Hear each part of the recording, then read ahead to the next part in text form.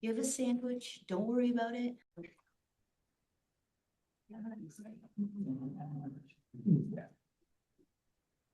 All right, everybody, I'd like to call to order the meeting for December. And I'd especially like to welcome Brian Flintek, who is going to be the city's representative at today's meeting. So Brian will have all the rights and privileges. He will be a voting member. He has the authorization from Steve Muntean.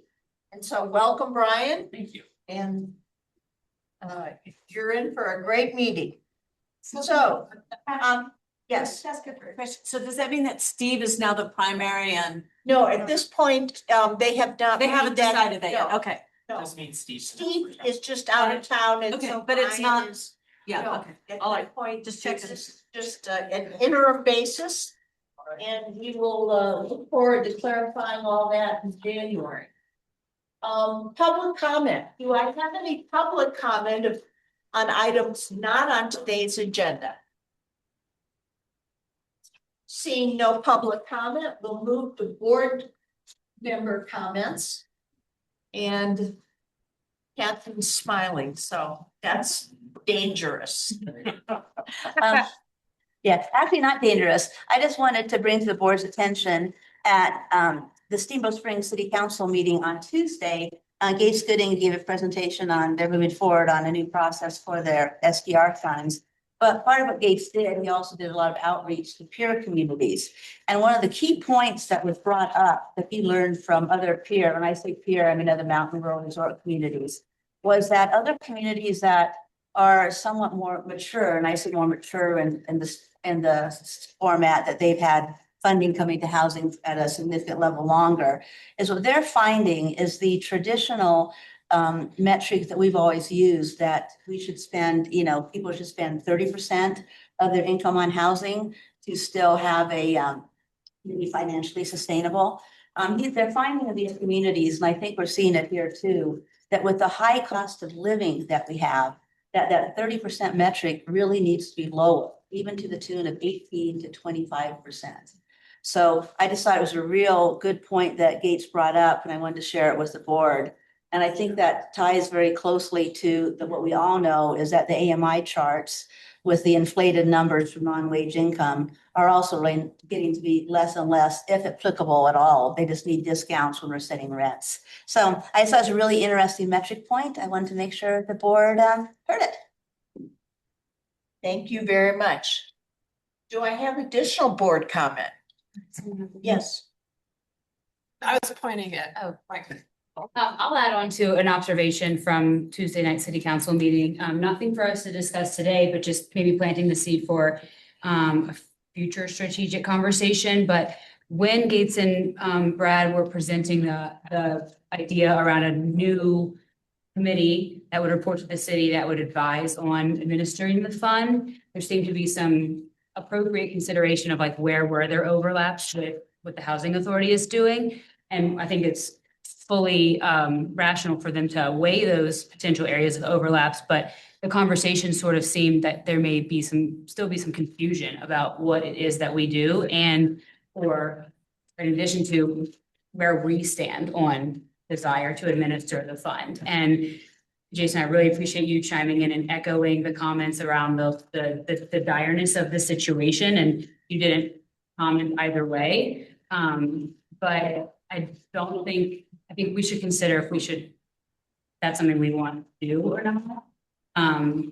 And be able to be more proactive around the city's conversation, because I think it furthers confusion around what we're doing, where our focus areas are, and the conflict of interest pieces that were brought up. I don't think it can exist both ways. Gates also mentioned that in his research, that most communities where the housing authority is the administrator of a fund, or they're not doing the development. So I think from a strategic standpoint, we should consider where we want to be on the spectrum of that, and then be able to advocate for that with the tie to how we do our mission. 100% agree, Mike Glenn. I thought that too. Thank you very much. Any additional board comments? Leah. Oh, Leah is online. Leah, did you want to make a board comment, or are you going to be on our next agenda item, which is the outgoing board member comment. I was gonna make a comment in the outgoing board member comment. Okay, we will get to you in just a minute. Thanks. Board member comment. Can I just add one thing what Mike Yes. said? So 100% agree with you. The one thing I'd like to clarify as you guys think about that, the thing I picked up in the meeting, we all were asking different questions, but around what I saw as the main thing we're trying to bridge the gap on is you guys have the expertise and we have the money. And how does that work and that interplay and how do we bridge that gap? I think we're all trying to, that was the confusion is like, where does this fit and how do they fit and how do we make that work? So just to piggyback on what you said, I want to clarify. You want to clarify how we're currently plugged into the process with Emily for the ad hoc committee? Oh, yeah, so Emily is a member of the ad hoc committee that currently exists. And we've worked very closely with Brad and with Gates on the creation of, what they present to you all. But I absolutely agree that this group needs to have a conversation. That conversation then needs to lead to a joint conversation with the city to figure out. It feels like we have all the resources that we need. We just need to figure out how to organize ourselves. Totally. Thanks. All right. All right, let's move to our next item, the outgoing board member comment. And I specifically put this on here so we can hear from, we have Jim, Leah, and Patrick. I don't think Reese is on the and was Dakota gonna join us or? I never heard back. Oh, you never heard back. Okay. All right, so She might Jim, happen to be rid of us. Jim, Sure. Been 3 years and it's probably time to cycle through a new member. This has been unlike any other board I've ever been on. I've been on a few, both in Fort Collins before I moved to Steamboat and since I have come to the community. There's a steep learning curve. I'm not a development construction guy. I don't know what the hell a pro forma was before I started here. I barely know what it is now, but this is definitely a working board. And as we talked about last week, or last month, I should say, this board will have to come to grips with, in my opinion, governing versus operations. And I hope that the new board members and the existing board members that carry over can reach a resolution on it fairly quickly, because I think it will help the board moving forward. This is in no means to undercut the staff, which is excellent. The executive director, who is excellent. The deputy director, who is excellent, to do their jobs. We should be on the governance side, not on the operations side, in my humble opinion. We should have a single voice as a board. That voice should be unified and it should be working through John's successor, the communications and community engagement coordinator. Again, this is my opinion. I think the thing front and center we have to remember is our mission and our vision. And I just want to read it. And I think it should be displayed widely and broadly on every piece of paper that we put out. The mission is to support the local economy, community, and businesses of the Yampa Valley by implementing appropriate housing solutions for local workers, qualified residents, and their families. The vision is that Yampa Valley has the affordable housing needed to support our community. If we lose track of the mission or the vision, we're doing ourselves and this board we're not following through with what we should be doing. Short and point.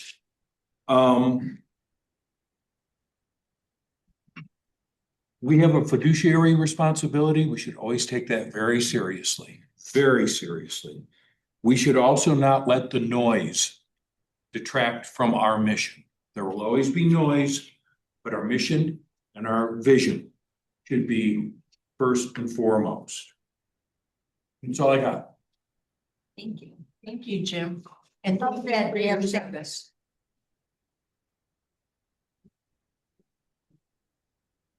All right, Leah. Well, thanks, Jim. You said a lot of the things that I wanted to say, but I'll just say thumbs up to what Jim said and just say that it has been an absolute honor to serve on this board for the last 5 years. And I hope that when my family returns to Steamboat, I will have the opportunity to serve our community again. And I just wanted to thank all of the board members that I've worked with over my tenure and all of the staff members. Your talent, your expertise, your motivation, your drive, your dedication to the mission and vision of this organization is unparalleled. And I really hope, as Jim said, that amidst all of the noise and things that are happening within our community, that elected officials, particularly those that are seating our board and our board members and the staff, are able to stay true and focus to the mission and vision of the organization and to continue to execute on the important affordable housing work that we have been doing. Thank you, Leah, and thank you for your service. Thanks, Kat. Patrick. Thanks, Kathy. So most of you know that the bulk of my career, I was a consultant, which meant that I came and went a lot. And I was usually involved in the front end of complicated development projects. So I got to see a lot. I got to see, amazing places and great projects and terrific clients, but it was the constant turnover. So I was motivated a few years ago to join the Brown Ranch Steering Committee because of the opportunity to see things through a bit. Careful what you wish for. But that continued, of course, with the board engagement. I don't have any deep parting insights, and actually what I have to say really reflects what Jim said too, but a couple of observations. The first, and at the risk of sounding obvious here, the day-to-day is tough, right? This is a very difficult business. As a developer friend who called me the day after the Brown Ranch vote reminded me that, Patrick, development is hard. And it is. Affordable housing development is especially hard, and affordable housing development in mountain environment, as we know, is incredible. So let's keep that in mind, that we'll have a series of small victories that will add up to, one hopes, delivering our mission, but it's going to be a slog at times, and there are going to be events and issues that we don't have control over, and we'll have to find our way through these things. We're seeing some of that now. The second is all of that makes the mission more important than ever. And Jim very helpfully restated our mission. And despite the current challenges and winds blowing around us, the best way to calm the waters, in my view, is to deliver housing, is to deliver units. Every person that turns the key in that lock and walks into their new home is a big victory for us and a big victory for the community. So we have to keep that in mind. The mission is paramount. And like the others, it's really been an honor to serve. I've been impressed continually by the time and attention that the board gives to the mission. Working board is a cliche sometimes in nonprofit circles, but not here. This is definitely a working board. The commitment and dedication are unparalleled in my experience. A special note of thanks to the staff, top to bottom, who made this place work. Again, I think going forward, the relationship, as Jim noted, between board and staff is something that will need continuous monitoring and refinement, but they are essential to one another. We know that. I'm not going anywhere. I'll be serving under the example of my role model, Bob Schneider, as a community volunteer, hopefully working with the development team if Lou will have me. Trying to add some value there. So again, thanks for the education.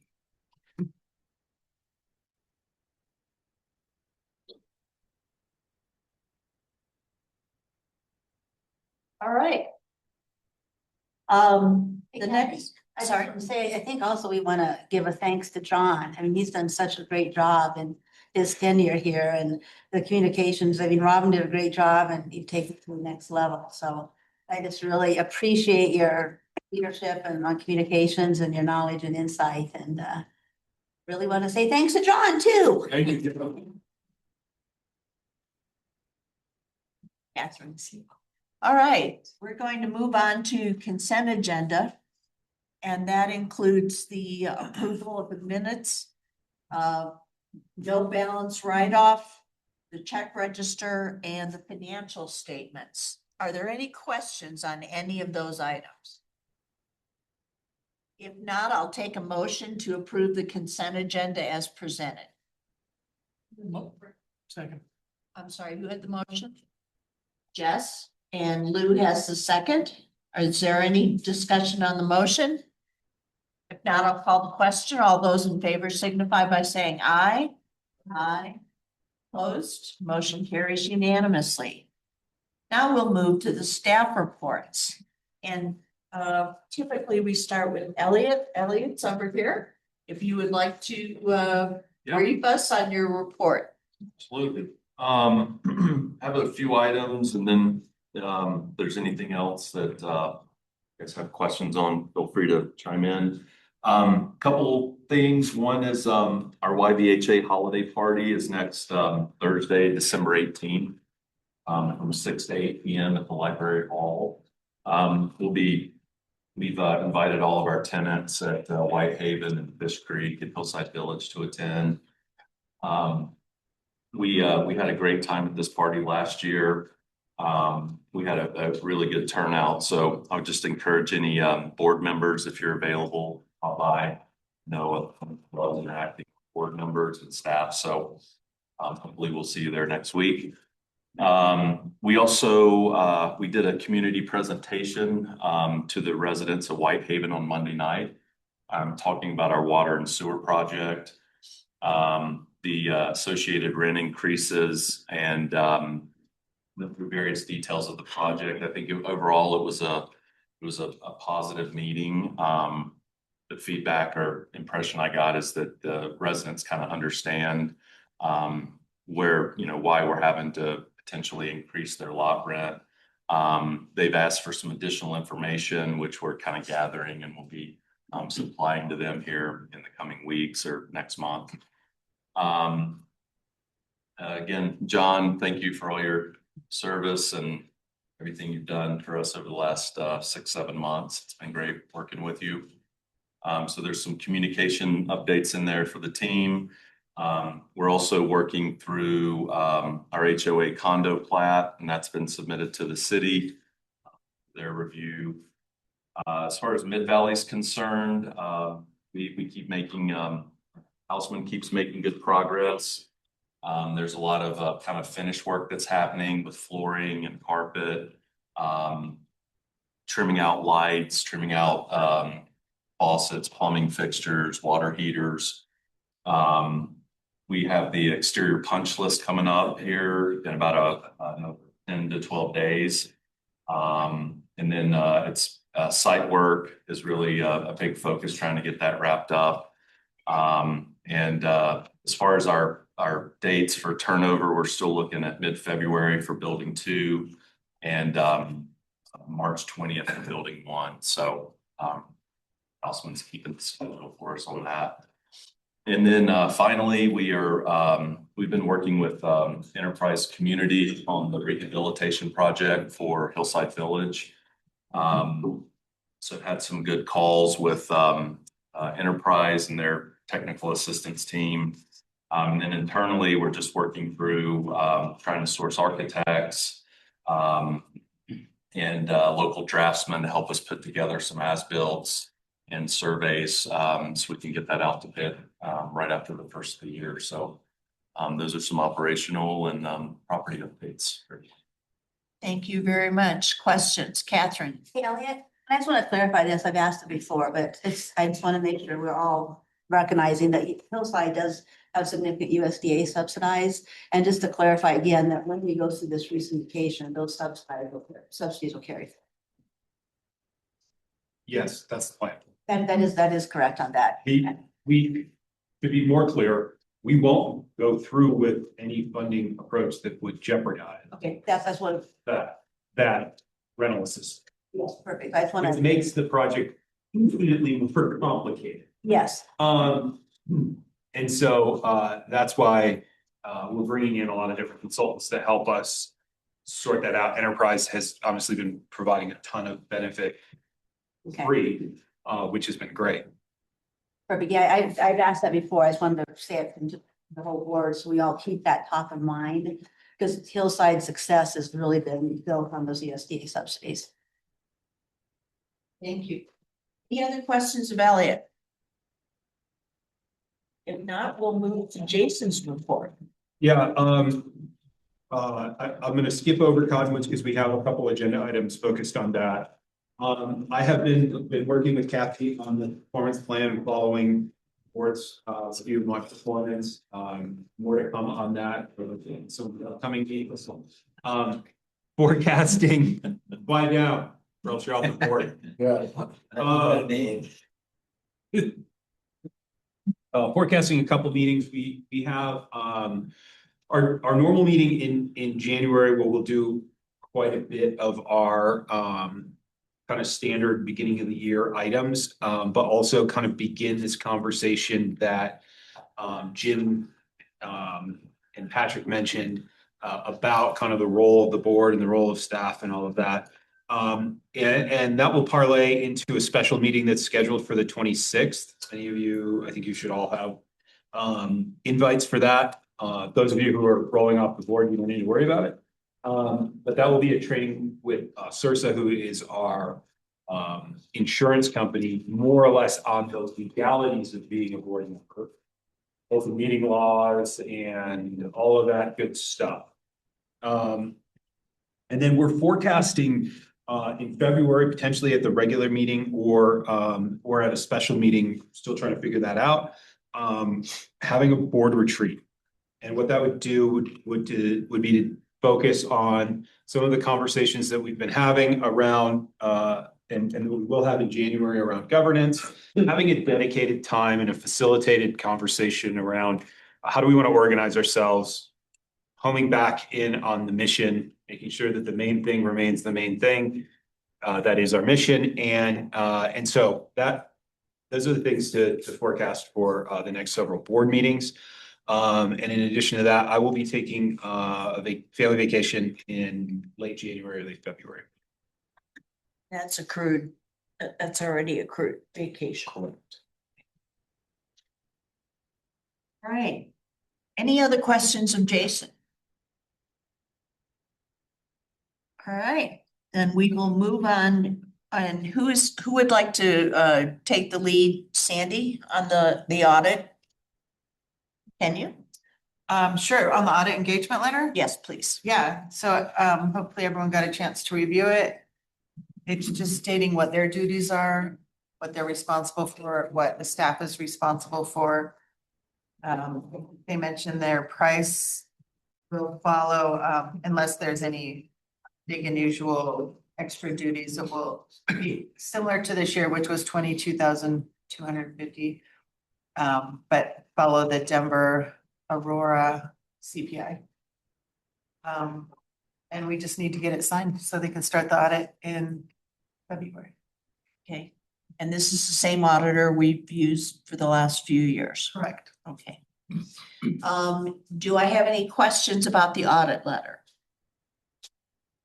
If not, I'll entertain a motion to approve the execution of the audit engagement letter. So move. Second. I have a motion by Cole and a second by Patrick. Any further discussion? If not, I'll call the question. All those in favor signify by saying aye. Aye. Opposed? All right, we can execute that letter. Thank you so much. The next item is the resolution adopting the 2026 budget, not the 25. It's resolution 2025. Oh, I'm sorry. No, it says 25 budget adoption.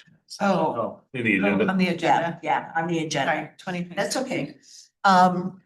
And Sandy, again, I'm gonna turn it over to you to, we kind of go through a little bit of the history as far as the number of meetings we've had, the Yeah. issues. So you all have seen this budget in October and again in November. And you need to pass it by a resolution to authorize the budget and the allocation of funds. This is the same budget that I presented in November. Okay, Catherine. Yes, and actually, it's unfortunate that Councilwoman McGinley, Dakota couldn't be here, but I promised her I would bring this up and I would have brought it up anyway. You know, Dakota has been a champion for our most vulnerable in our community. So I want to take this opportunity to thank her both as a councilwoman and as a board member. But to segue this into it, it's interesting, you know, Route County and the city of Steamboat Springs do their budgets with a different sort of philosophy. I'm not saying one's right and one's wrong. They're, you know, we're both strong organizations. Route County's philosophy has always been, for lack of a word, pay as you go. What they do is, you know, if they purchase a piece of large equipment, they immediately start saving money to replace that equipment, knowing that in X number of years they'll require a new one. The city has a little different philosophy. They've got a general reserve funds and they'll figure it out. You know, they just got a new bus and they got a grant. It was fantastic. But they don't just set money aside for replacement. And I do like, I know I'm actually just Captain Obvious, I'm pretty socially liberal, but I'm financially conservative and I like the funds. I like the way they put money aside, even if it's just a little bit each year. And I know what you're all guessing where this is coming because Dakota and I brought this up last month and I appreciate the finance committee looking at it. But I do think it would be prudent for us to invest what we can into the properties we own, which is Whitehaven, Hillside, and Fish Creek. We have a tabor limit, we know that. We don't invest 10% of the income every year. And I recognize that it's easy to say, that's a small amount, it's not going to make a difference. But I think it's important we remember that even though Fish Creek's got a solid reserve, that reserve was built based on the premise that someday we're going to have to replace that water and sewer system. Jason did a stellar job, he and Commissioner Doug Monger at the time, to get a big grant and loan from Colorado Power and Water. But we own that, the city doesn't. So we've been sort of building that up over the years. So we know that Fish Creek Mobile Home Park has $1 million electrical, you know, redo. We have to complete it sometime. It's not emergent. It's not, we don't have to do it today or tomorrow, but we know it's out there. We also know that Fish Creek Mobile Home Park contributes to our community. I mean, City of Steamboat Springs Housing Fund, you know, besides a short-term rental, which is huge, Little Fish Creek has been contributing to that housing fund for years by paying off the loan they have with the city. So all I'm asking is for the board to please consider just looking at the 10% max we can give to Whitehaven, Fish Creek, and Hillside.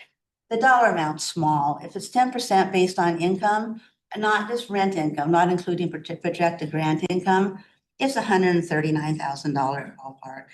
That basically is 7.8% of the mill levy money we're getting. So it's less than 8% of our mill levy that we could invest back into our communities. If we look at our total reserve, unreserved amount, it's like 4.9 million. That's 2.8% of that reserve. So I'm respectfully asking, I really appreciate Cole and Kathy, but I just like us to consider just giving that 139,000 is divvied up between the three properties, like 66,000 to Fish Creek, 44 to Fish Creek, 66 to Hillside, and 29 to Whitehaven, just to invest in those properties, recognizing that multiple small year investments will add up. So Dakota and I know Dakota's in absentia here today, but her spirit's with me. So I'd like to ask the board to please consider that. And this would be an ongoing contribution. No, just this year. I think we should do it every year, but we cannot legally project, we can't budget out farther. So I'm just asking for this year. Paul, would you like to share the finance committee's discussion and recommendation? Yeah, we did discuss this, it's all valid points, the cash held at the consolidated organization, continues to be in Colo Trust. Where we can, deploy that through the development fund, as we see necessary. We are gonna have a little bit more in-depth conversations on strategic deployment of capital the next couple months, resulting in a larger board discussion next year with the new members and after we get through the governance and all that stuff, of which this will be a item to discuss on it. Yeah, talking with Sandy and going through the budgets here, the reserve allocation that's currently in there is appropriate for the parks. Given what we need to know, you're talking about unknown things, which I understand. So it's just a matter of how to restrict capital at this point, or cash for that matter, which is a larger board discussion and how we want to execute on things over the next short term amount of time, the limited funds that we do have, and the big question mark in there of the mill levy and all that. So your point's taken. It'll be a topic of conversation for next year, along with a larger strategic deployment of that cash. In that larger strategic deployment, would you consider that kind of supplemental to do that? Because we only have that 10% every year. And To say what the supplemental. I mean, would you consider in that overall strategic discussion, the supplemental budget at the time for 2026 to put money into the properties? I'm not saying commit to it, but just consider it. Well, that's how I would have to. Okay. That's how I would have to adjust the financials next year if the board voted to max out that. I have a 10%. larger question. I appreciate the context, Cole, and the idea that we're going to be having a larger conversation about this in 2026 and the deployment of those funds. But what is the harm of putting them towards those developments in this year's budget? For 26. Right, correct. Like, what is the harm of allocating funds for those properties to allocating 2.8 reserves to those properties? I don't see any harm in doing that, right? You restrict the funds. But those properties need funds. And if we're gonna have a conversation about it next year, why not be very proactive and say, these properties need money? Let's make an investment in them.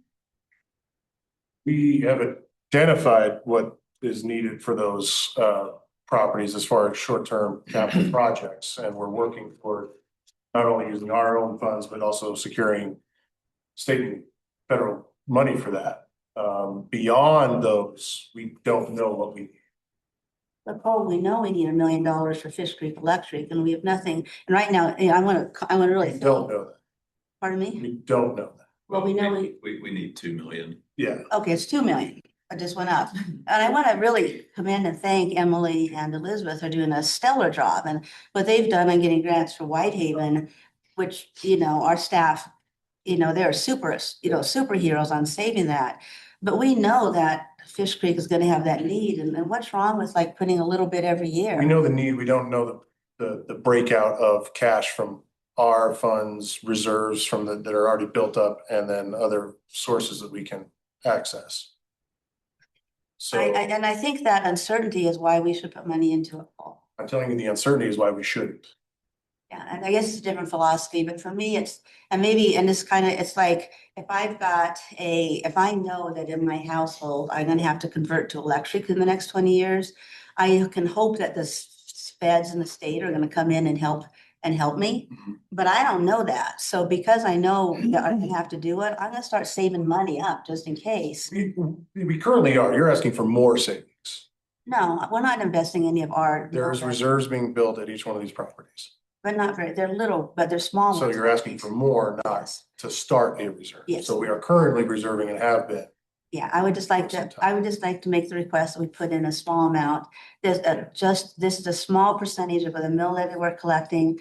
I just feel it's appropriate on a philosophical base to invest in these properties and the monies we have coming in from the Right, I know we have a large agenda today, so I'd be interested in interested in hearing what other board members think about investing a larger portion into these properties, into reserves.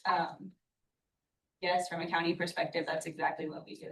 We invest into. I'd like to jump in for 1 minute. Yeah, that'd be great. And Thank you. just say that I would support, given the financial situation at Whitehaven, that we allocate the 29,000 that Catherine's talking about. Fish Creek is different. Fish Creek is very well funded and reserved based on the restrictions at the Alpine Bank and the state with a debt coverage ratio. It does not have the money to do the major capital improvement. But it does have and has been able to sustain very low rents. And so we want to continue that. The other asset that I think is bears looking at is Hillside. And I would say that the time to look at additional reserves is when we do the recapitalization project, which is scheduled for 26, 27. So there is a plan. They're not in dire need, except Whitehaven. And so I would support the 29,000. Even though, Kathy, we can only give 10% a year without breaking the enterprise zone. Yes. How do other board members feel about Whitehaven? I support Kathy's idea. I'll defer to Kathy and Cole financial impacts, but I do know we're looking at spending $3.2 million on Whitehaven for the water and wastewater upgrades. I'm not sure we have all the money yet. Probably the most aware, but we have most of it. I think we have, and I think if you look at Emily's report, we've got grants out there hopefully scheduled for Whitehaven. Yeah, but not the full 3.2, I don't think. No, we're about 2.2 million short on Whitehaven. I think what I'm struggling with is on the surface, I think what you're bringing up is rational, but it's not as if these funds are being earmarked for other projects in lieu of taking care of what these properties need. And so if that was the conversation we're having, which I think is what Cole is alluding to as like a larger conversation that'll happen next year, then I think that would be more reason to talk about where our priorities are. But since these funds aren't at risk of being spent not at all on these properties, and there is no reality that exists under which we won't do what is necessary to take care of them, then I don't see why this would be something that we would need to hang up approving the budget on today. Yeah. And I wasn't saying hanging up approving the budget. I was just asking to modify the budget. Although Cole, I will hold you this larger conversation then, because this is something we need to have, because this can't be something that sometimes we get so busy, we plan on having a conversation and next thing you know, the year zips by. But I was anticipating being a minority vote, not having the code again, it would be two, but I just wanted to make that suggestion. And I still do feel very strongly, I think it's with that 10% tabor limit, it's a missed opportunity. Any other comments? I think having this discussion later in the year and dealing with all the properties and coming up with discussing each one and coming up with a reserve plan and examining the rents. I brought this up before, and I guess there's limitations, but I think it's great if the rents are affordable, but they don't have to be too affordable. If there's an opportunity to raise them and still remain underneath what the low market is, and help and take those extra funds and put them back in the project, I think that should all be considered. So it's the overall conversation of this topic, I think, is really important to have later. Is there really such a thing as too affordable? Yeah, I think that. When there's limited funds, absolutely. You give it away. I don't, there's, yeah, I think there is too affordable. I think that the affordability is important, but I think market is less relevant than affordability. Just want to say, I agree with Michael. It's a discussion. I feel like this is Agreed. symbolic of an important conversation that needs to happen about the balance between bringing on new units and maintaining, preserving our existing units. And I think that that is an important board strategic conversation. I am not inclined to change the budget after all of the conversation and work that has gone into it to get us to the point of approval today. But I do appreciate that the principle that Catherine is raising very much warrants a future board conversation about strategically, how do we navigate the tension between bringing on more units and preserving what already exists in, a way that's consistent with the standards the community wants. So I agree on principle, but I think substantively today, my impulse would be, can we make move forward on the budget as it was proposed and as we have discussed now 3 months in a row. And I think I'm confident in Cole's recommendation and Sandy's work up until this point to just move forward with the budget as proposed.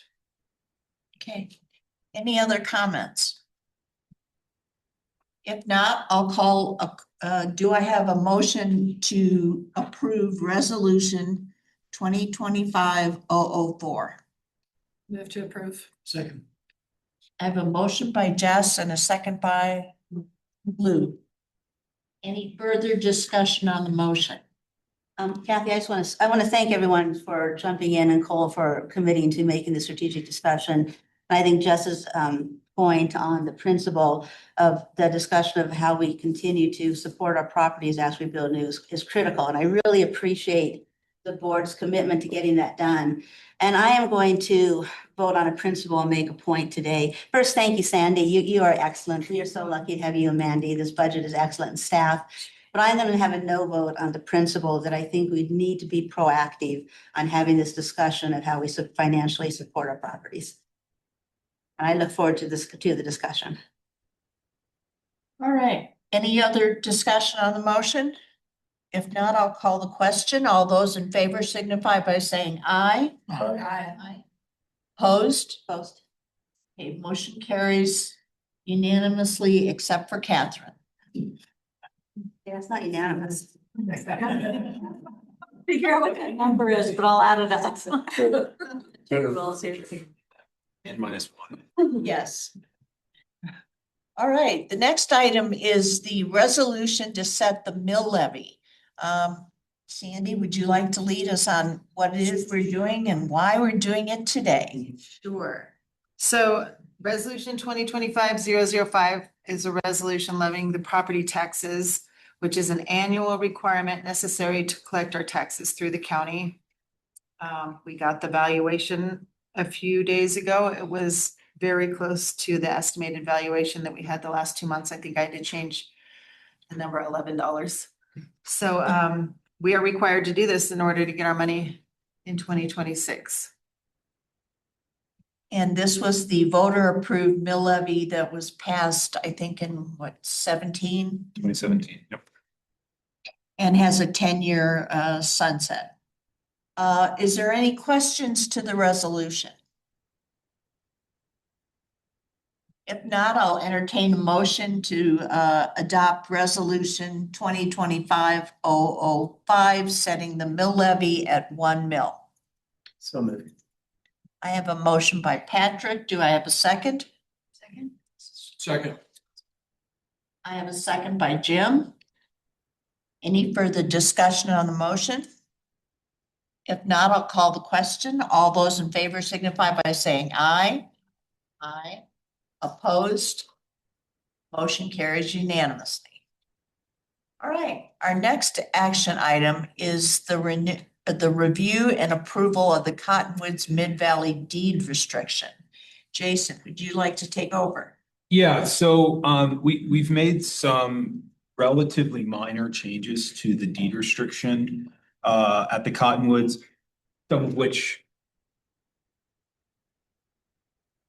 which are a result of the review that was done by the fair housing attorney, and others was to kind of consolidate definitions across many documents, particularly deed restriction implementation plan, lottery implementation plan.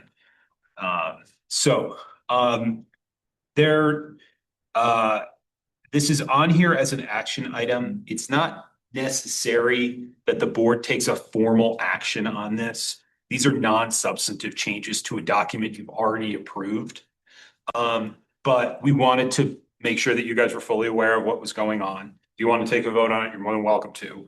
And if you have any questions, this is a really good time to ask that, because these deed restrictions are going in place to units that will be sold in the first quarter of next year. So we've spent, just kind of giving a little bit of history, we spent a long time getting to this document being the deed restriction. We spent a lot of time working with the community through the Brown Ranch Steering Committee process, looking at best practices from other communities, studying our own experience with deed restrictions here locally, crafting a deed restriction that we think at the time, or right now, is the best representation of one that achieves the balance of long-term affordability with some appreciation to the end user or the user, the buyer of the property, while also having a restriction kind of portfolio that's relatively simple to administer and keeps a pretty large population of people qualifying for these units. In deed restrictions, there is a lot of give and take. There is probably no perfect blue ribbon deed restriction out there, although we've certainly tried to create one. And at the moment, this is our absolute best example of what kind of a modern day deed restriction looks like. A couple of things that it does not include that have been included in previous deed restrictions around town is a debt to income cap, as Catherine was mentioning, and has mentioned before. The 30% of income threshold is sort of universally used as a quote unquote affordable. Sometimes you see that actually in a deed restriction, not allowing somebody to spend 32% of their income. We've removed that to give the buyer more flexibility. If they want to make the choice to stretch, and many people do, to achieve home ownership, they have the ability to do it. Now, obviously, there's a natural cap on that in the amount that a lender is willing to allow them to spend. And then secondarily, we have an inclusion of an appreciation cap. And that appreciation cap allows for the unit to appreciate at a predictable level, a minimum of 2%. The maximum is half of the AMI change. So in an environment where AMI is going up dramatically, which we've seen recently, you're seeing appreciation happen a little faster. At the same time, your buyer pool's resources are getting larger faster than the unit is appreciating. And so we're expanding the market for these units as time goes on. We believe this to be a brilliant deed restriction. Right now, the people that developed deed restrictions 25 years ago thought those were brilliant too. And we learned a lot from that experience. And so this is a recorded document. It does run with the land, run with the unit. But there are opportunities, and we have, as an organization, made changes to deed restrictions. Once we found out over time that those didn't work. An example of that is at Fox Creek, which was the first for sale product that YVHA delivered about in 2005-06 timeline. So 20 years ago. About 10 years ago, 8 years ago, something like that, we removed that 30% DTI requirement out of those units. And that was from experience. And those units are still affordable today. Actually, some of the most affordable units on the market.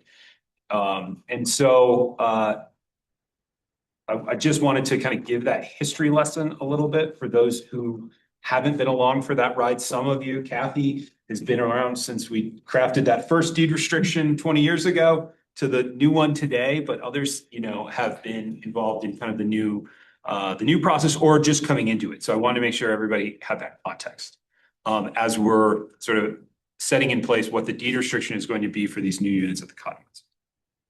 Jason, just a real quick clarifying question, that I should know the answer to, but I don't. The deed restriction as currently drafted is the only mechanism by which it could change in the future a vote of the YVHA board.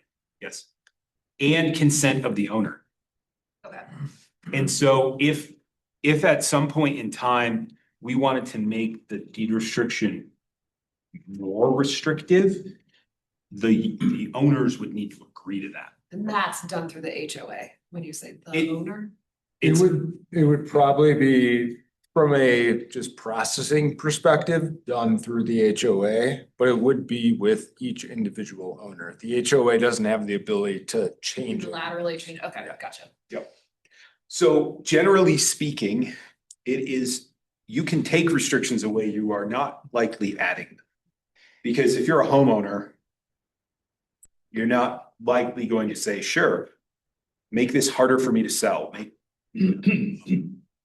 or whatever the thing is. But it's, we've stripped out, I think, a lot of those problematic areas that we've seen from previous deed restrictions. So I'm hopeful that this one will stand the test of time.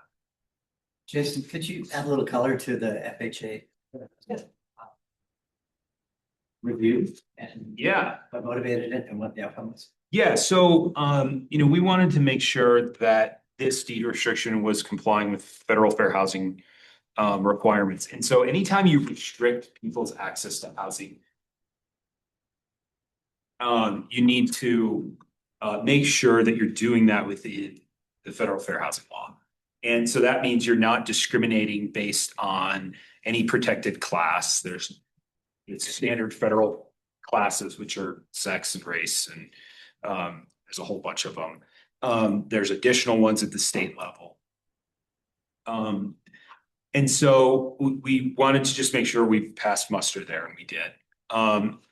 The other component was, this was actually related to the lottery, was as we're providing preference for people. So preference is a anti-discrimination. Anyhow, I don't know how they would describe it, but you're giving people better access, and therefore some people don't have as much access. You want to make sure that does not skew into that realm of any particular protected class, or whether there's sort of like an unintended impact on protected classes. And so one of those particular areas was we're focused on workforce. And that is a very strong policy backing to restrict housing. We have we have a huge employment need here. We have a hard time attracting, retaining employees. Providing housing for that has a great, solid policy backing. What doesn't sort of pass the fair housing test is just straight residency. If you've lived in this town, you therefore get access. And that was largely based on a lot of cases on the East Coast where they were trying to sort of maintain the homogeny of neighborhoods or communities to say, well, if you're a New Bedford, Connecticut person, then it's okay. But if you're, from Long Island, no way.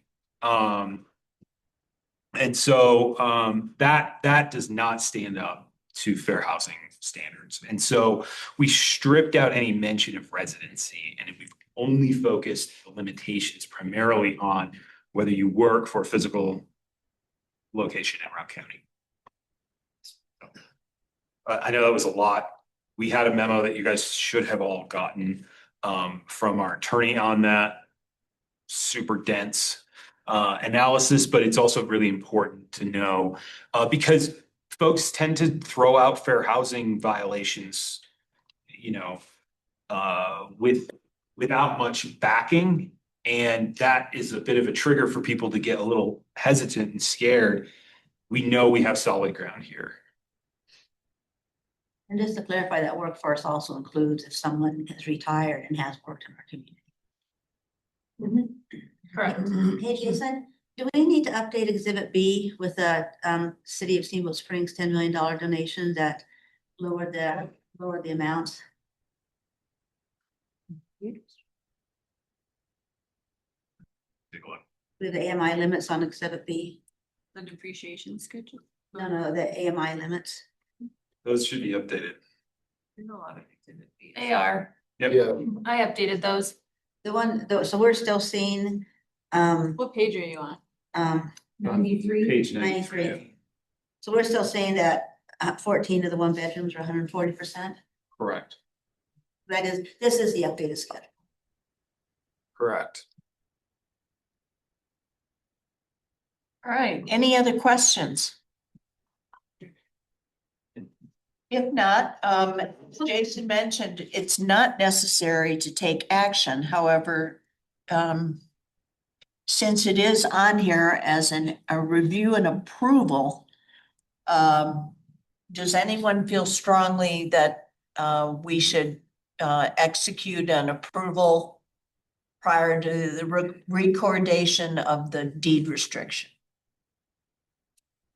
All right, we'll go with the staff recommendation that that no further action needs to be taken.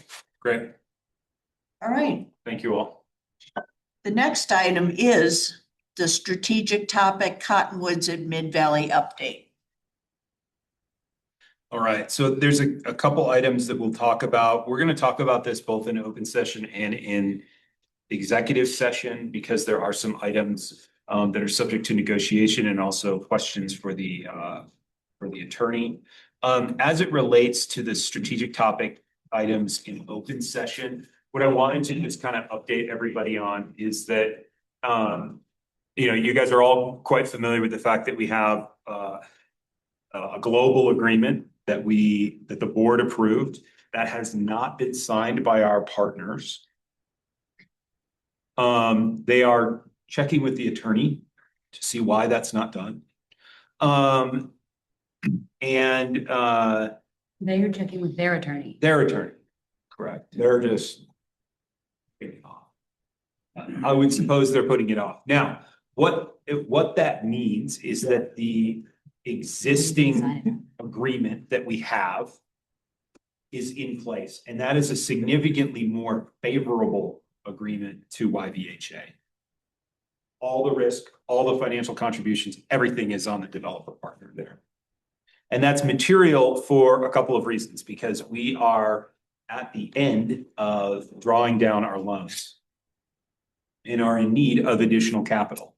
And per the operating agreement, it is on Lone Tree Trust, or formerly known as Lone Tree Trust 6732 Partners, to provide that capital. And so to make additional payments on the any invoice that comes in, whether it's from the contractor or from other sources, it is coming from our partners. So happy to answer some questions around that. There's probably some where I'm going to say, hey, let's pause and talk about this in executive session because there's some direction that we may need on that. But that's the sort of like topic that I wanted to just bring everybody's attention to. Construction is still happening. Construction is still underway. And so there is at the moment not a threat to the current delivery schedule of February and March for the units. Jason, I know we talked about this as the development team meeting, but could you reiterate why we want a global agreement? Yeah, so the global agreement does several things. One, it outlines kind of the way in which we intend to bring additional capital into the project. YVHA is working with a philanthropic donor to bring in some money. The partners our partner would work with Alpine Bank to bring in additional money. And so there's that component of it. It also memorializes some concessions that YVHA has made, particularly not recouping our land value contribution and also a reduction or complete reduction in our profit on the project. The third and probably the most important aspect is it ties a bow on phase 2. Right now, that the entity that owns phase 2, which is 150 rental units, is owned 99% by YVHA. So we have a controlling interest in that. and 1% by our partners. 0.1. 0.01. 0.01, pardon me. They're like a special limited partner, very special. And so what it does is it ties a bow in them relinquishing that minor control of the problem and delivering to us all of the work product that's been done in that site.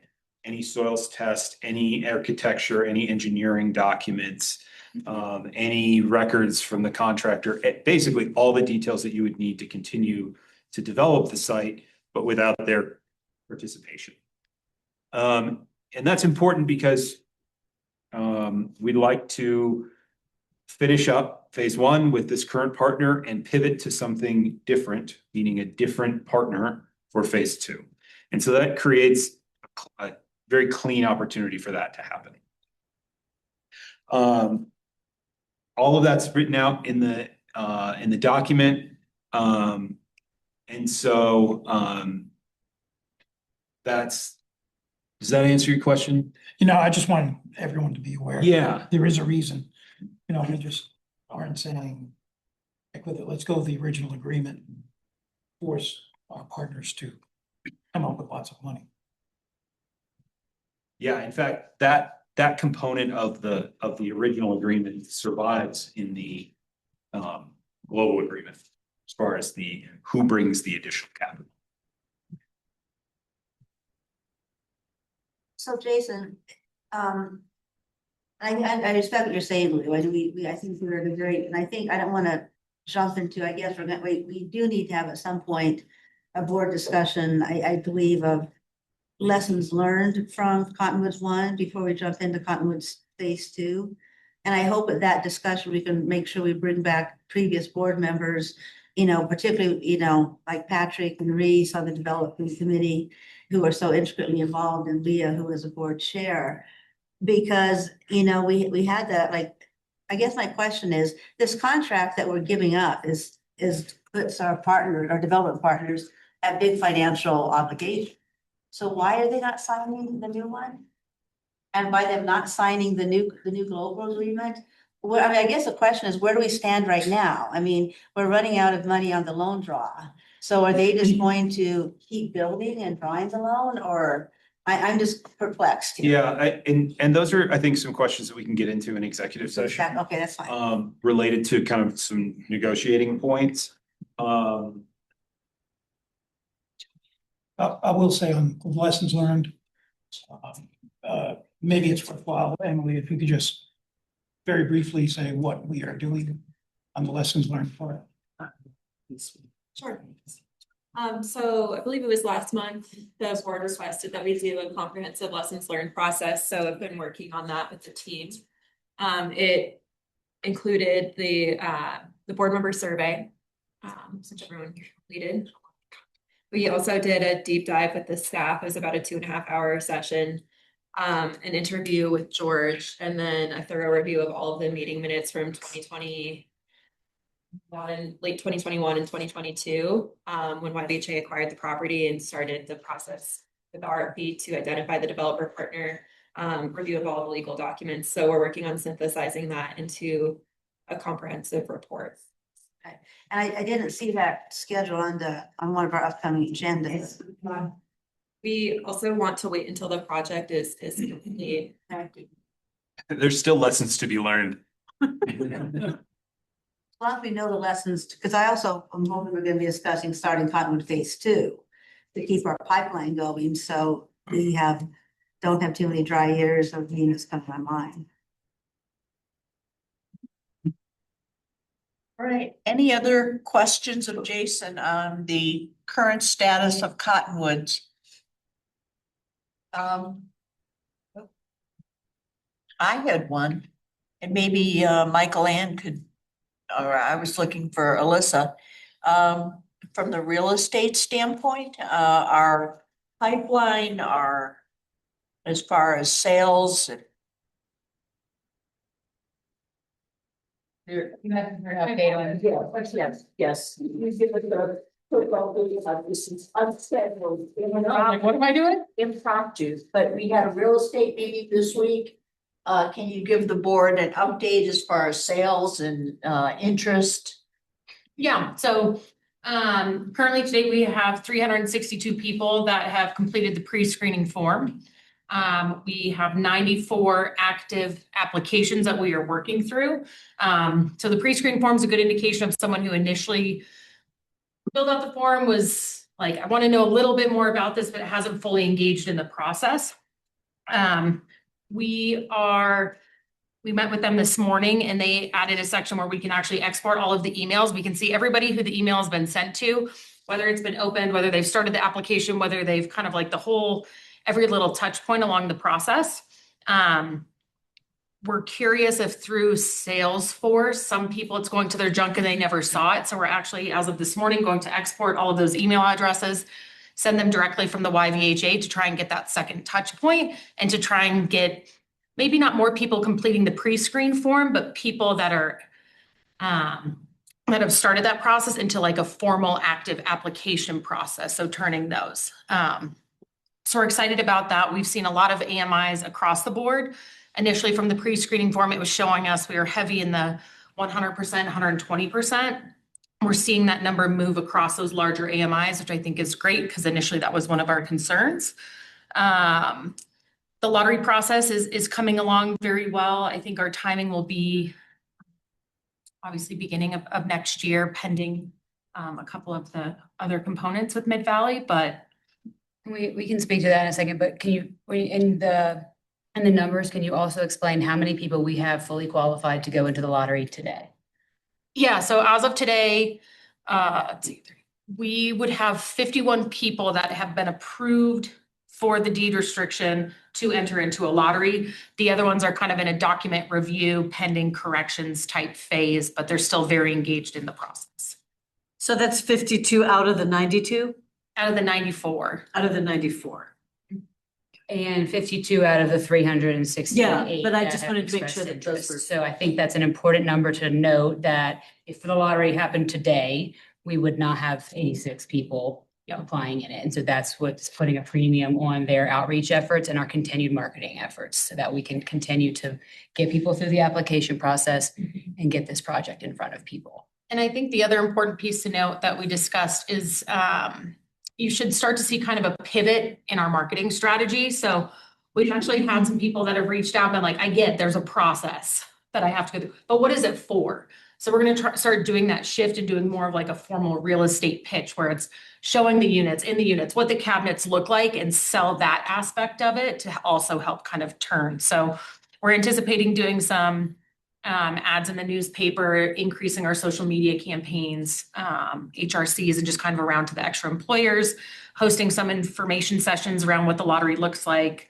and just kind of reconnecting with a lot of the points and the people that have invited us to come and speak to them to say, all right, we're here, we're getting close, like let's put a little more urgency on this to get the interest there. Are we doing paid social media outreach and marketing? We have with the booths and such, the last time we did the paid stuff, which we talked about re-engaging, we did that with SDA, is that what they're? In September. Mm-hmm. So we're creating the content currently to give that back to them so that they can run. Doing Facebook and Google, That ran on Facebook. just. And Instagram. Yeah. And Facebook and Insta. We might want to start looking at, excuse me, like, the Google ads or something like that, just to, since we, to boost up the numbers. I know that the loft subsidy, it seems every time I open a web page, that ad pops up. Yeah. So like that, if we need to boost, exposure, that might be an opportunity. Yeah, the other piece we're working through, and we're in a bit of a clarification period, it would be was around the MLS, and using that as a market, because that's a direct connection to Zillow and some of those other places that we can do. But how is the agency supporting us in this outreach? So they will be coming with us on site to help kind of they've got a great kind of social media marketing director, to give us some pointers around how to do it, providing us with some tools, working with Araceli, mostly she's kind of the forward facing around just how to speak to the selling point. I'm probably more on the process policy part. So I'm really excited that she's out there doing all of that. She's great at it. But so they'll be involved with us, and we did a big whiteboard session 2 weeks ago now, a week ago. And we spent 2 hours just kind of talking through the processes, who's gonna do what, the different communication points, the different ways to do the touch points. So we're just kind of trying to now put that all into one spot and really outline it so that everyone has it clear. And while it's excellent that we have the agency supporting us with tips and tricks and leveraging, you know, their platform to help us get the word out about this project, I've directed the real estate team to not take our hands off and say, well, the agency's gonna do it, because it needs to be both. And we need to structure the way that staff is spending their time to not only continue to fill the pipeline with direct reach outs, but let the marketing be kind of on autopilot. So trying to all hands on deck, but bringing this back to the kind of strategic topic of the cottonwoods. One piece of this that is really important to the real estate aspect of the lottery launch date is there's a lot of risk in launching the lottery ahead of having this agreement in place.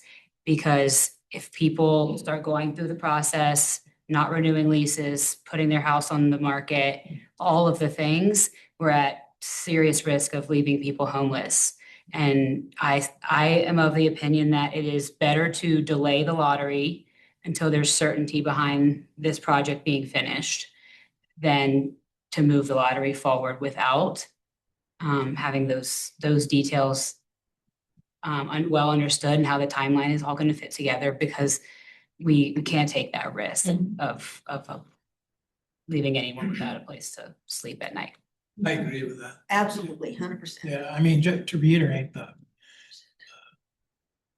TCO date is really important to us. And we need to make that date. Is that still a moving target?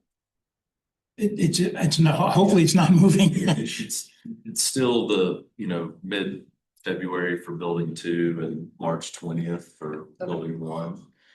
But there's a couple other factors at play that will have more certainty about those dates here in the next week or so. All right. So I took us a little bit off, not off topic, but we weren't prepared to, but the staff has got really good handle on our marketing efforts, and I wanted to share that excitement with the board.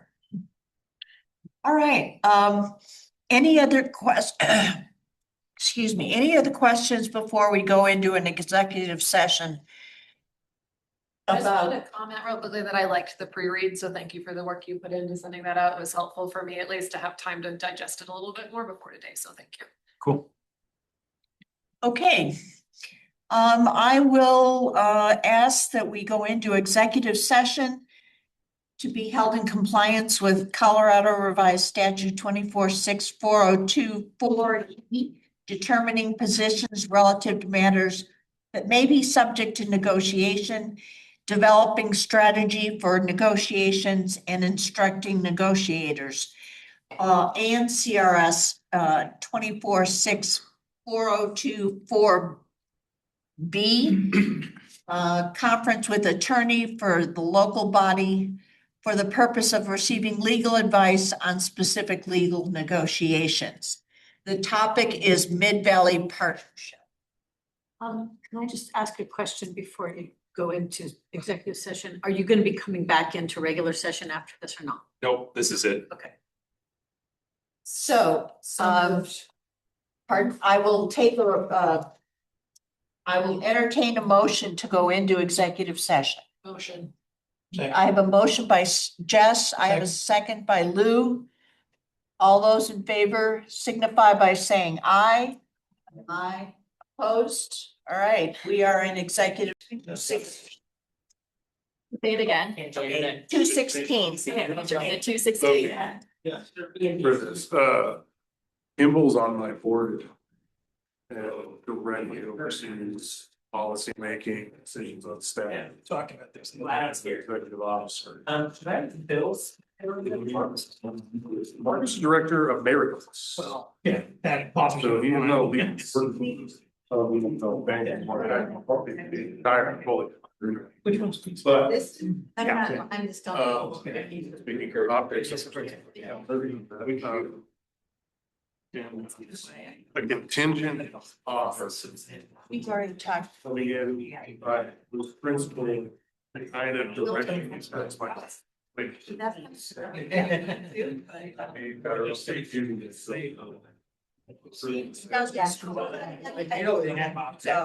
No, I just want. House was due with 2/3, but a smaller number now. You know. Well, and others will say. I don't think we're gonna have any trouble. Might give this group. I mean, so. That's something. Sort of saving up till it's done. Yes. Yeah. Good. Perfect. Okay, well, we can have that later. Yeah, I'll take a look.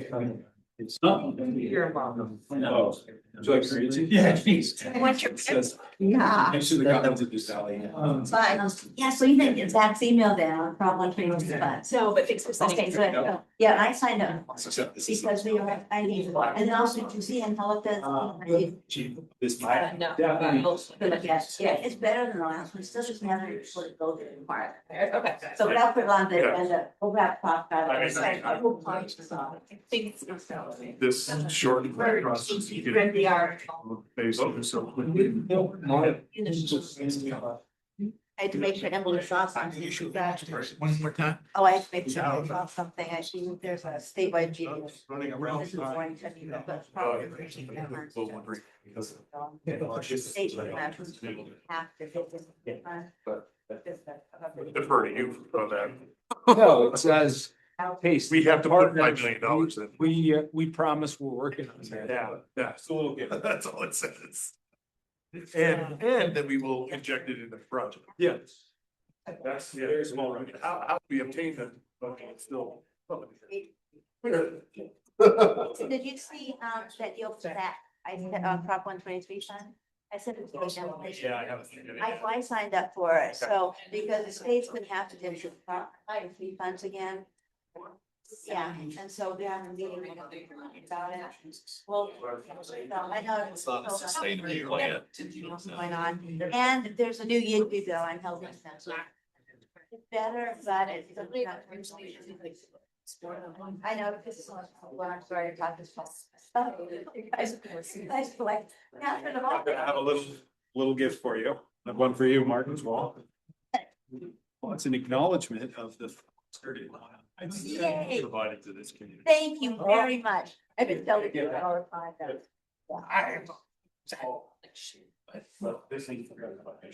That's funny, I was wondering what this was because, Almost. now in the, Like. one of these.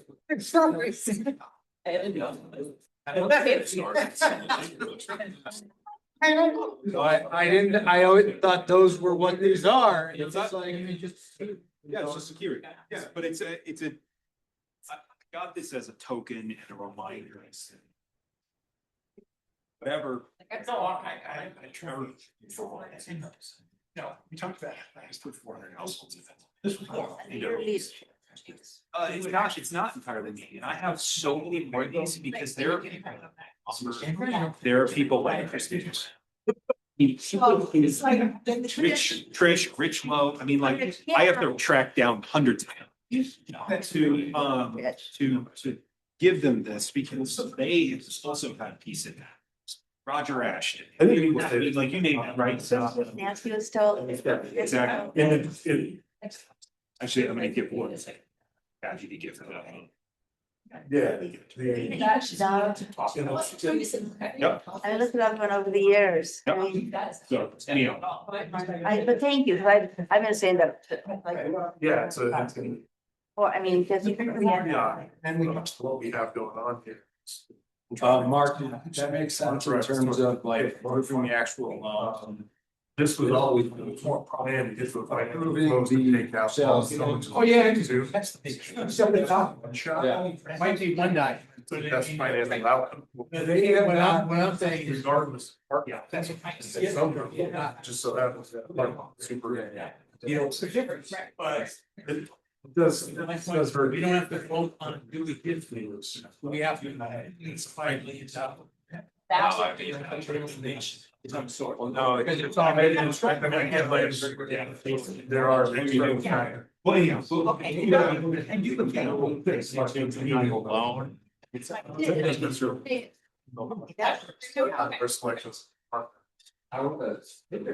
Anybody can get a loan.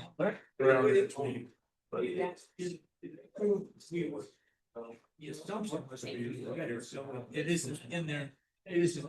It's not, doesn't open it up like, it is a token. He owns the books. So.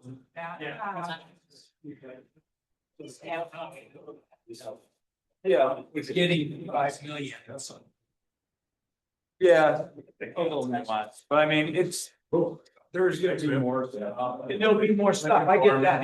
I get that. Don't worry, if someone offers to give me $5 million, I'm not gonna like, okay. Still takes some time. Yeah, no, I know. Oh, yeah. I gotta be happy. Take care of it. I'm just gonna. You guys. Tell these guys,